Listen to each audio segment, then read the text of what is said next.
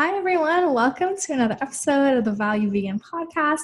Today we have Sarah Hagstrom. Did I say that right? You did. Okay, cool. And she is like a plant-based coach, an educator, and an awesome person to bring on this podcast. So thanks so much for being here. Nika, thanks for having me. I'm super excited to be here and excited to talk about veganism and plants and all the good things. Awesome. To start off with, why don't you just tell us a bit more about you, what you're doing right now, and kind of the journey you went through to get to where you are? Of course. So I am currently, what am I doing right now? I am currently running the seasonal diet, and I help women lose weight and thrive on a plant-based diet. Really, I say diet, but it's a lifestyle, right?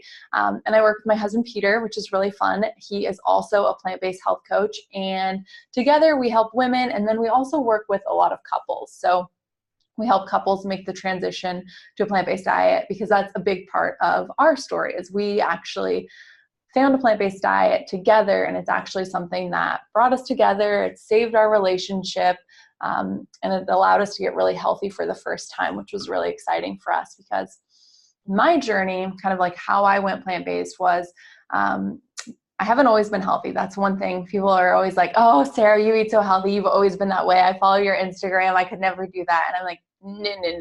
Like, I was not healthy. It was before social media. If you guys could see what I was eating before Instagram, you would not have been impressed. So didn't grow up eating healthy, grew up on fast food.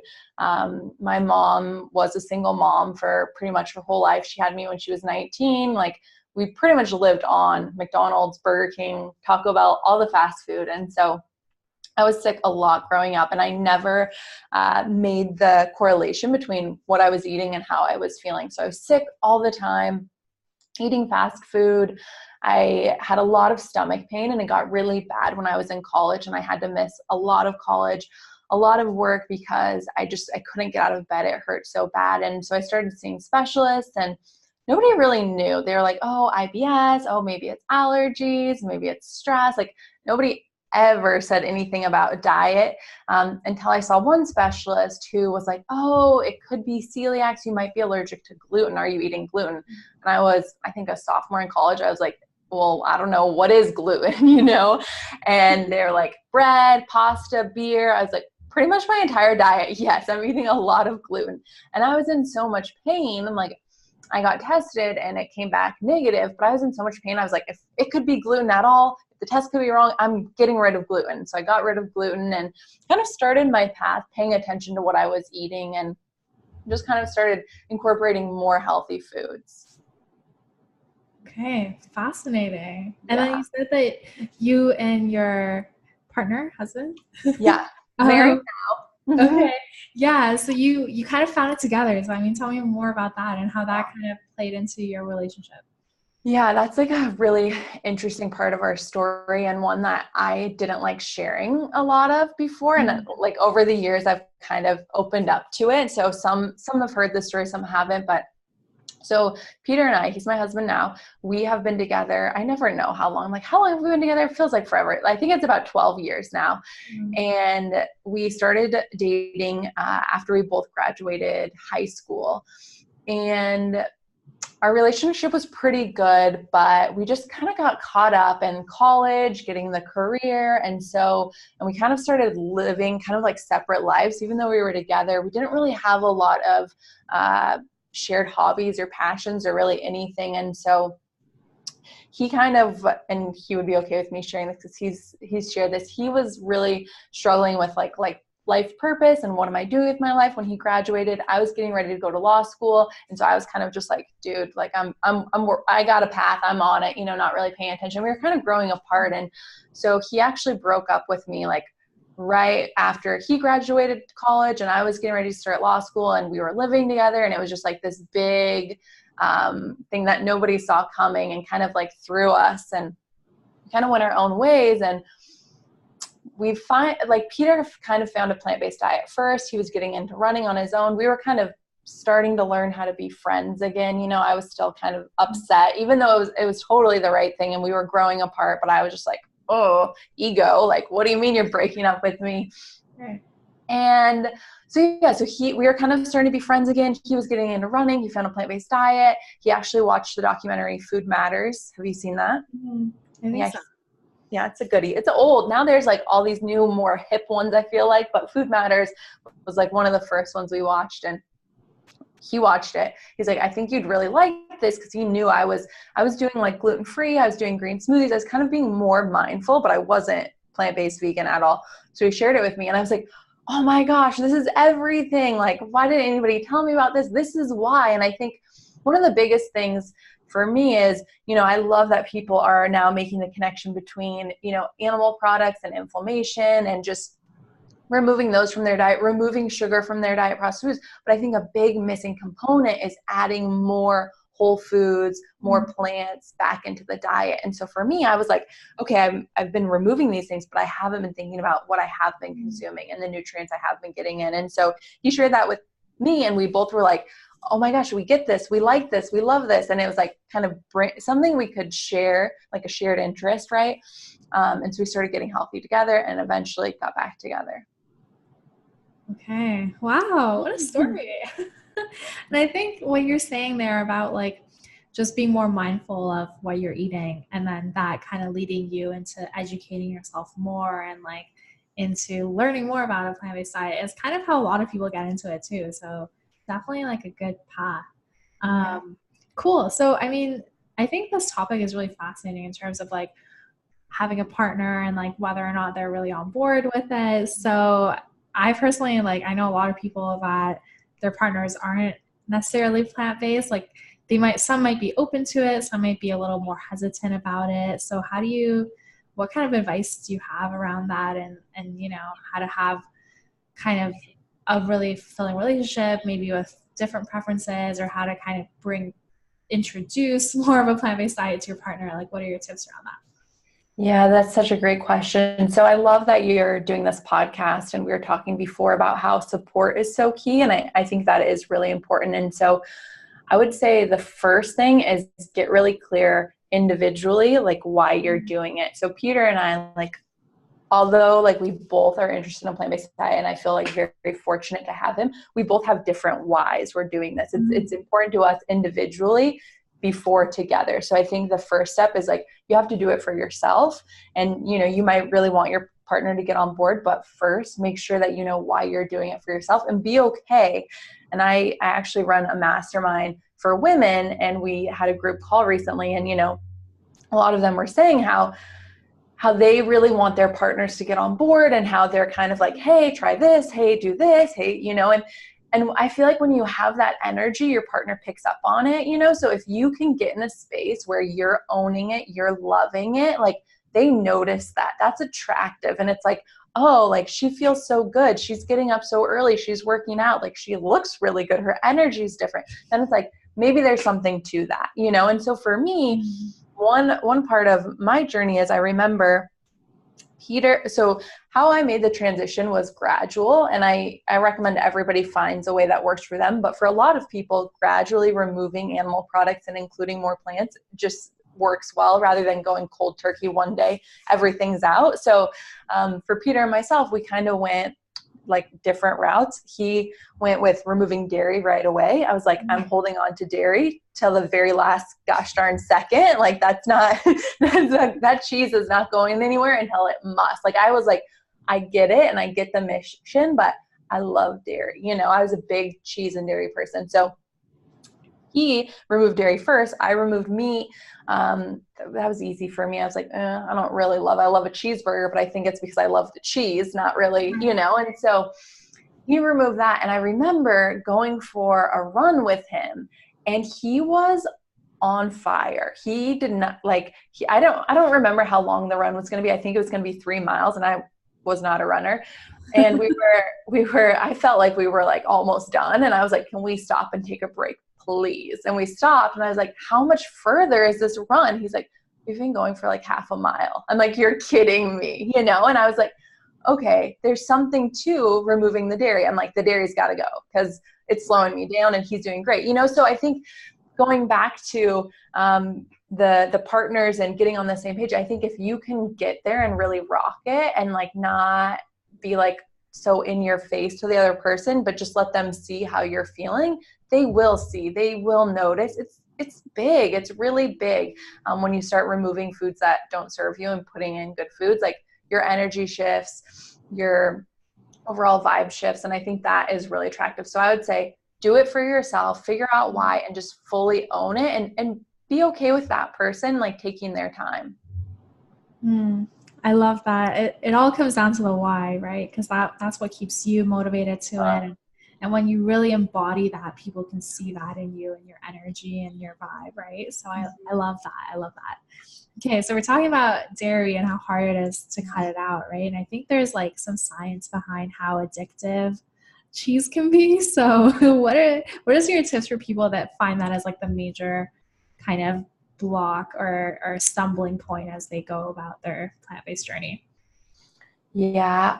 One thing to keep in mind is your mindset. I told myself it's going to be so hard. I can't do this, over and over again. And after I finally did it, I was like, oh, that wasn't that big of a deal. It wasn't that bad at all. And now, like, we're recording this and it's 2019. There are so many options. Now is the perfect time to go vegan because they are coming out with some cool products. I'm not saying they're the healthiest and you should eat them all the time, but they have no animal products in them. They're going to digest a lot better. They're going to make you feel better, and they're great for transitioning. So I would say, number one, check your mindset. You can do anything you set your mind to. If you tell yourself it's going to be hard, it's going to be hard. If you tell yourself it's going to be easy, it's going to be easier. So I would say that's like number one, mindset. And then I would say another thing is like find new recipes, experiment. There are cool products out there, right? But you got to go out there and look for them. That's probably one of the questions I get the most. I got that this morning, was like, okay, I'm ready. I'm eating more plants, but I'm still doing the cheese. Like, how do I do Mexican? How do I do lasagna? It's like there's millions of recipes online. You can find recipes for all your favorites that are vegan, right? You can find vegan lasagna, vegan tacos. And then like if you can get to a Whole Foods, I know depending on where you live, it's harder, but Whole Foods, I was just there the other day and I did like some of my favorite products on Instagram stories. And just every time I go there, there's something new and vegan. They have vegan like ravioli that has dairy-free cheese inside. I'm like, and the cheese is made from almonds. So it's not even like a processed like soy product, it's like real food that it's like, what? This is amazing. So now is a great time to go, but I would say you got to be looking for it. Because if you're just in your own bubble, you're making the same recipes and you're just removing the dairy. I find that a lot of people go vegetarian and they're like, okay, everything's just blanketed with cheese. And so it's like, yeah, I'm vegetarian. This isn't so bad, but it's like, there's so much dairy and then you want to take away the dairy and your meals are kind of boring. So it's like, don't be afraid to find new recipes. Right. I love that. And that's really awesome for like cooking at home. But what are your tips for like people like eating out and they feel like not enough options? Like what are your what are your tips for that? I would say do your research ahead of time. So I'm a weirdo in the fact that I love reading reviews. I get such a kick out of it. I don't know what it is, but I'll like be sitting on the couch looking up a restaurant and I'll be reading like what people say about it. And I don't know, it like brings me a lot of joy. So like that might not be your thing, but I would say doing a little bit of research. So I love Yelp. You can look for vegan in Yelp based on like where you live. You can look for healthy. So just looking ahead of time to see what's available at the restaurant. I find that when you're first transitioning, and especially if you're the only one, if you show up at a restaurant and you don't know the menu, you're new to vegan, you're not super comfortable, and everybody else is like, okay, I'll have the burger. Okay, I'll have this. And then it's your turn and you're like, oh, it can be a lot of pressure to order. So do your research ahead of time. Look at the menu. I mean, another great thing about this day and age, most menus of restaurants are online. So you can look ahead of time. You can call.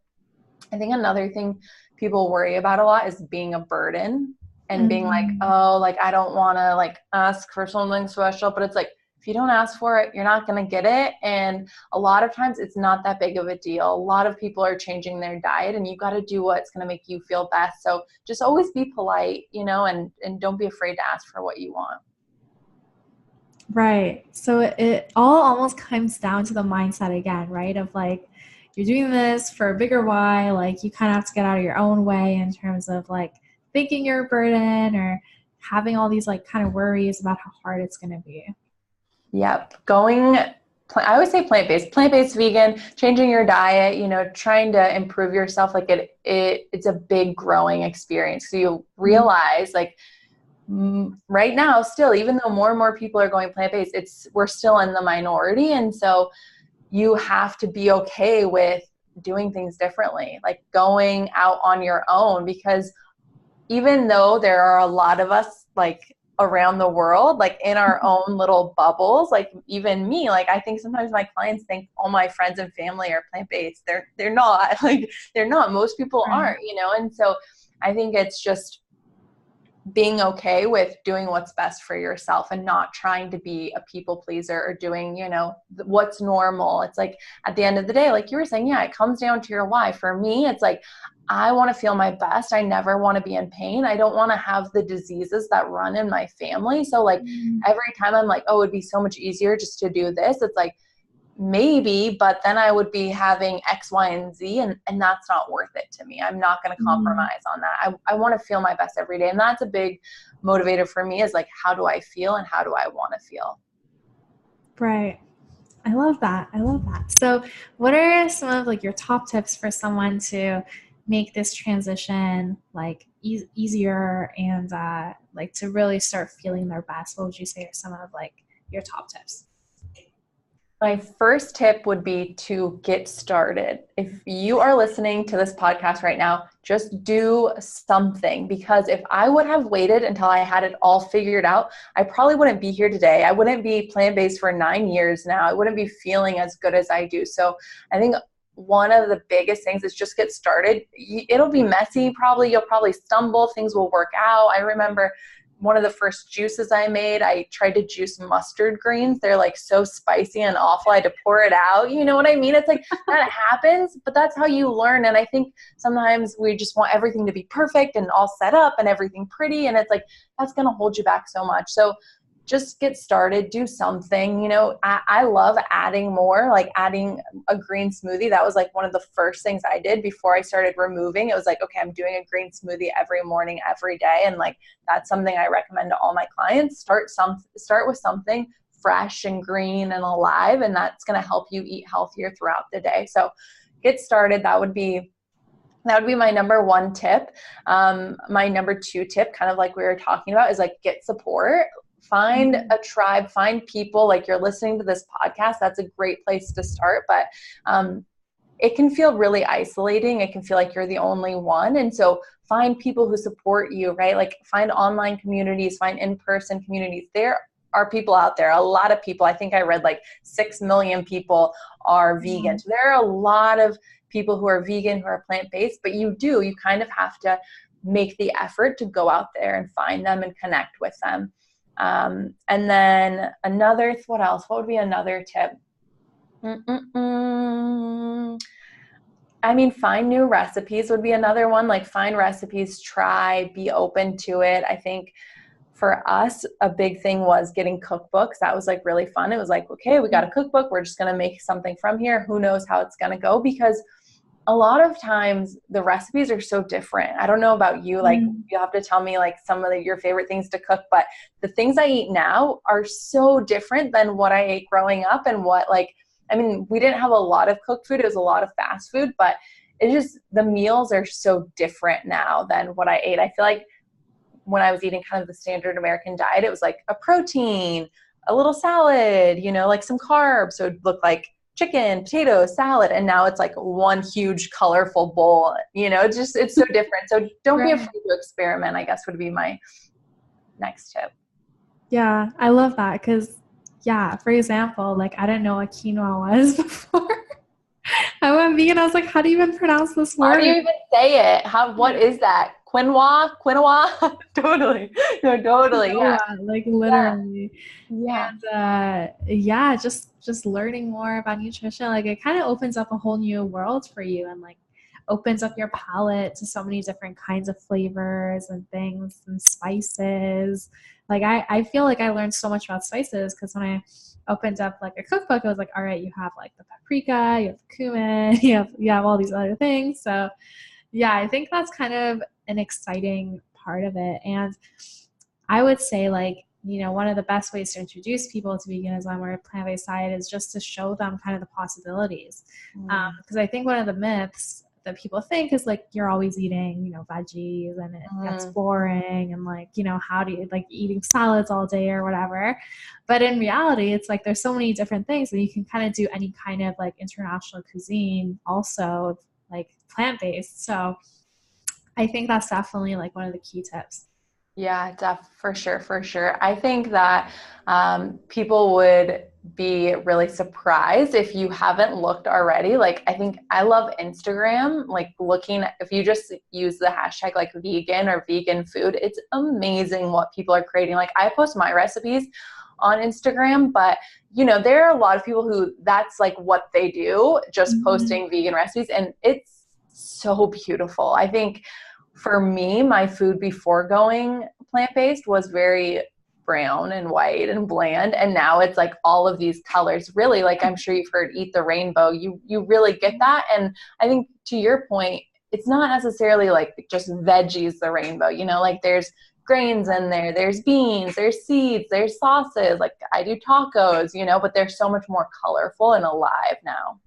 Right. I love that. Awesome. Like this was such a fun note to end on. So if people want to connect with you and get to know you, where can they do that?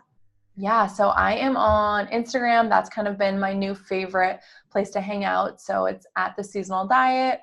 And then we also have a Facebook group. So if anybody is looking to transition to a plant-based diet, you want to do it on your own or with your partner, we have a Facebook group called Plant-Based Women and Couples. So hanging out on social, come find me, come say hi. Nice. Yeah, I'll join that Facebook group. I'm excited. Do it! Yay! Awesome. So yeah, thanks everyone for listening to this episode. And if you are, make sure to screenshot and tag us. And we will see you all next time.